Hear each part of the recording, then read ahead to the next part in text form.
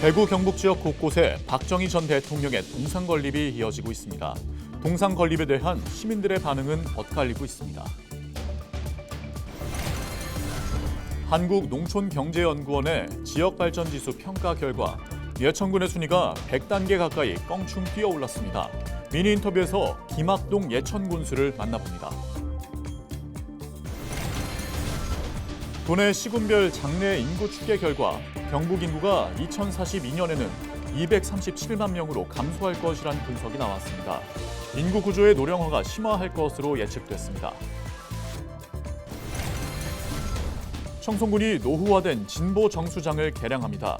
진보 상수도 시설 확장 공사와 청송 진보 비상관로 설치 사업비로 610억 원을 확정했습니다.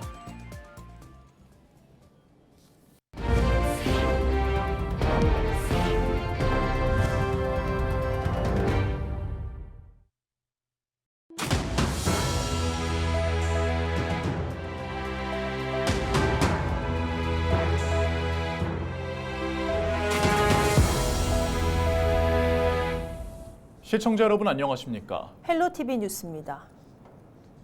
산업화와 민주화에 있어 역사적 평가가 엇갈리는 박정희 전 대통령의 동상 건립을 두고 곳곳에서 찬반 공방이 일고 있습니다. 경주에는 박정희 전 대통령 동상에 박근혜 전 대통령 동상도 세워졌습니다. 대통령의 공과에 대한 평가가 엇갈리면서 시민들과 여행객들의 의견도 갈라지고 있습니다. 신병균 기자가 취재했습니다. 경북 경주시 보문호 일대 관광역사공원 역사의 다리. 1970년대 당시 보문호 일대 개발을 지시한 박정희 전 대통령의 모습을 본뜬 동상이 세워졌습니다. 박근혜 전 대통령과 수행원 3명도 함께 재현했습니다. 쉼터에는 두 아이와 책상에 앉아있는 박정희 전 대통령 조형물도 설치됐습니다. 경상북도와 경북문화관광공사는 2025년 경주 보문관광단지 지정 50주년을 기념하기 위해 예산 50억 원을 들여 지난 9월 관광역사공원을 새롭게 조성하면서 박정희 전 대통령 동상을 세웠습니다. 산업화, 민주화 과정에서 박정희 전 대통령 공과에 대해 평가가 엇갈리면서 시민들과 여행객들의 의견도 갈라집니다. 우리 국익을 위해서 엄청 힘쓰신 분이고 또 우리 어릴 때 보릿고개를 타게 하신 분이기 때문에 대통령이 이 세워진 것을 저는 찬성하는 사람 중에 한 사람입니다. 우리나라의 그 근대 발전을 위해서 굉장히 훌륭한 일을 많이 하신 분인데 사실은 조금 너무 그 발전상에 비해서 국민들이 너무 그걸 저평가하는 분야가 많은데 모르겠어요. 저희 세대는 굉장히 그런 분이 안 계셨다면 지금 우리나라가 이렇게 잘 살 수 있을까? 그 원동력이라고 생각합니다. 개발하려고 하셨을 때의 모습이었는지 모르지만 좀 소박하게 옆에 있다든지 안내하는 식으로 돼 있는 게 아니고 아주 도전적으로 그냥 정면에 딱 있어서 그리고 그 옆에 또 박정희 모습과 박근혜의 모습이 같이 나와 있어서 이게 뭔 일인가 싶은 그런 생각도 들고요.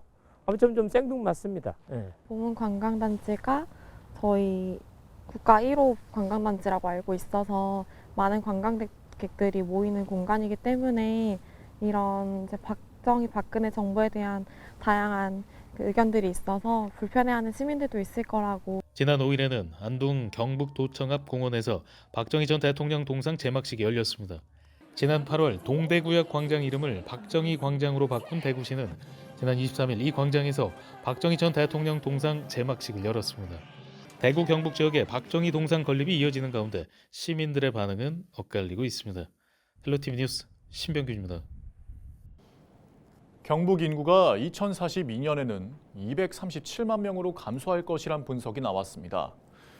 경상북도는 24일 도내 시군별 장래 인구 추계 결과를 공표하고 2022년 263만 명이던 경북의 인구는 20년 뒤에는 약 9.8%, 26만 명이 줄어들 것으로 전망된다고 밝혔습니다.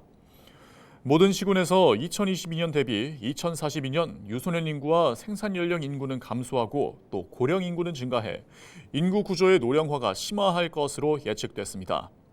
시군별 자세한 인구 추계는 경북도 홈페이지 통계 포털을 통해 확인할 수 있습니다. 청송군이 진보 상수도 시설 확장 공사와 청송진보 비상관로 설치 사업비로 610억 원을 확보했습니다.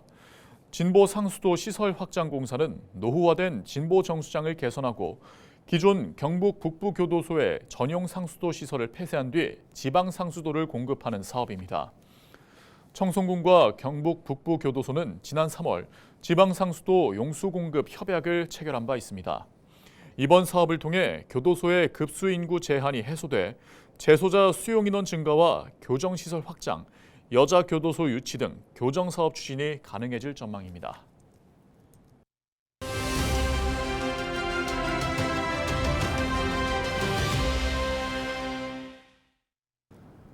예천군의 지역 발전 지수가 꾸준히 상승하고 있습니다.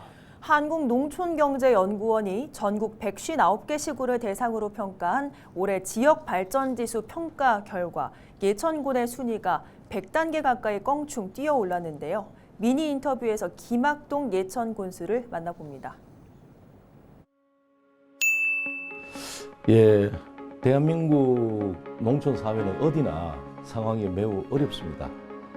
고령화, 그다음에 저출생, 이런 문제로 인구가 급격하게 줄어들고 지역 경기는 침체되고 있는데요. 이러한 문제를 해결하기 위해서 우리가 가만히 있으면 중앙 정부가 해주고 또 수도권 사람들이 몰려와서 살려주는 거 아니잖아요.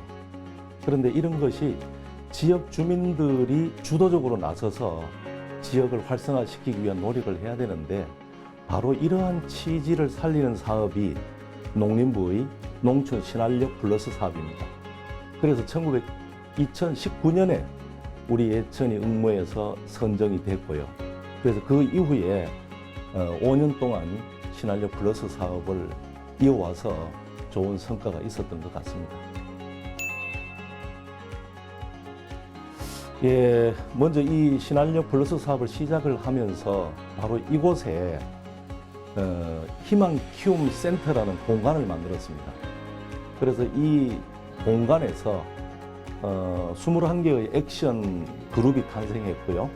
또 지역 마을마다 마을 활동가들을 배출을 했는데 이 액션 그룹 중에는 우리 지역에서 생산되는 마늘, 생강, 호두 이러한 소재를 가지고 창업에 성공했고요. 그러면 창업을 해서 일자리를 만들고 지역 경기 활성화에 상당히 큰 영향을 미쳤고, 그 다음에 마을 활동가들은 마을 주민들과 함께 주도적으로 우리 마을을 어떻게 하면 이 활기가 넘치게 만들 수 있을까, 이런 여러 가지 사업을 추진을 해서 큰 성과가 있었는데, 이러한 것을 한국농촌경제연구원에서 분석을 했나 봐요. 그래서 지역 발전 지수가 우리 예천군이 153이었던 것이 10년 만에 59위로 껑충 성장하는 멋진 결과를 얻어냈습니다. 1차적으로 생산한 농산물을 가지고 가공도 하고 유통을 해서 많은 소득 창출도 했지만 또 다른 젊은 사람들한테 일자리를 만들어주는 효과가 있었고요. 그 다음에 또 도시에서 이 농촌에 와서 살고 싶고 또 경험해보고 싶은 젊은이들을 초청하는 사업도 열심히 했고요. 또 한 예를 들어보자면 우리 지역에 아주 멋진 시인이 계시잖아요. 안도현 시인님을 모셔서 이 시인과 함께 대화를 나누고 싶고 또 문학을 공부하고 싶은 도시민들을 지역으로 또 모셔서 차를 마시고 또 지역을 함께 또 둘러보는 이런 사업들도 우리가 적극적으로 펼쳤습니다. 예, 그래서 신활력 플러스 사업 성과 보고회도 우리가 개최했는데요. 많은 성과가 있었습니다. 그래서 앞으로도 주민들이 주도하는 마을 만들기 사업을 더 열심히 추진할 거고요. 그것과 맞물려서 외부에서 우리 예천을 찾아오는 사람들 숫자를 많이 늘리는 관계인구 활성화 사업, 그리고 아무래도 또 청년들이 주축이 돼야 되니까 청년들이 취업, 창업을 지원하는 사업을 적극적으로 펼치겠습니다. 이러한 세 가지 사업으로 우리 지역이 좀 활기를 띨 수 있도록 만들어갈 계획입니다.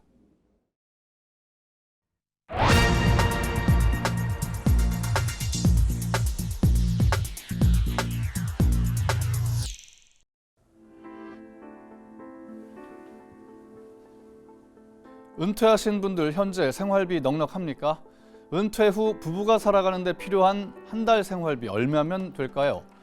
통계청이 가구주들을 대상으로 노후 준비 의식 조사를 해봤더니 월 336만 원은 있어야 쪼들리지 않게 살아갈 수 있다고 생각하는 것으로 나타났습니다. 지난해보다 11만 원 늘어났습니다. 그럼 은퇴 가구가 생활비를 마련하는 방법 볼까요? 국민연금과 같은 공적 수혜금이 32%로 가장 많았습니다. 그 외에는 가족의 수입이나 자녀, 친지 등이 주는 용돈이 24%, 기타가 9%, 개인 저축이나 사적연금은 5.4%에 불과했습니다. 여러분은 노후 준비 잘 되어 있습니까?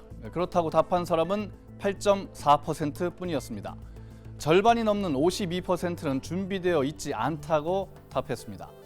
국민연금 기금 고갈 위기가 닥쳐오는 지금 국민연금만 믿고 있을 수는 없는 노릇입니다.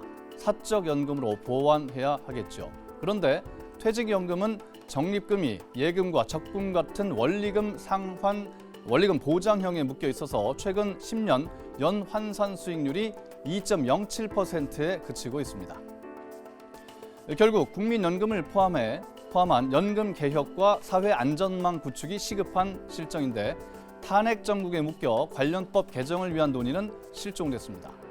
계엄 사태가 노후 생활마저 불안하게 하고 있다는 얘기죠. 네, 전문가들은 은퇴 준비, 노후 준비는 젊을 때부터 해야 한다고 조언합니다. 허리띠를 조금 졸라매고 사적연금을 통해서 안정적인 노후를 준비해야 한다는 것이죠. 물론 현재 혼란한 전국을 빨리 수습해서 정부가 정년 연장을 포함한 중장년 일자리 대책을 마련하고 사회 안전망을 촘촘히 짜는 것도 급선무일 것입니다. 데스크의 눈이었습니다.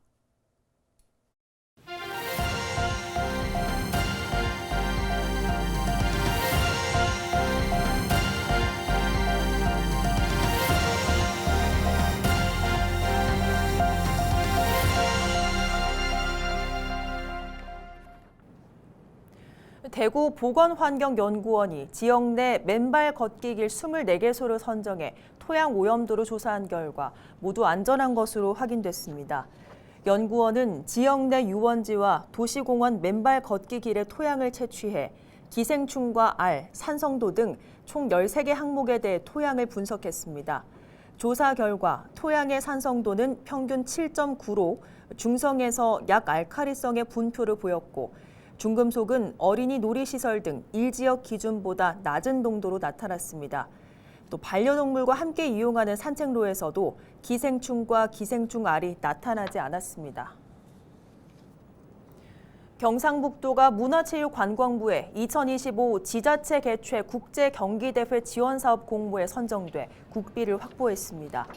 확보한 국비는 2025 구미 아시아 육상경기 선수권대회 5억 원, 제9회 문경 아시아 소프트 테니스 선수권대회 3억 6천만 원, 2025 경주 국제마라톤대회 1억 8천만 원 등 모두 10억 4천만 원입니다.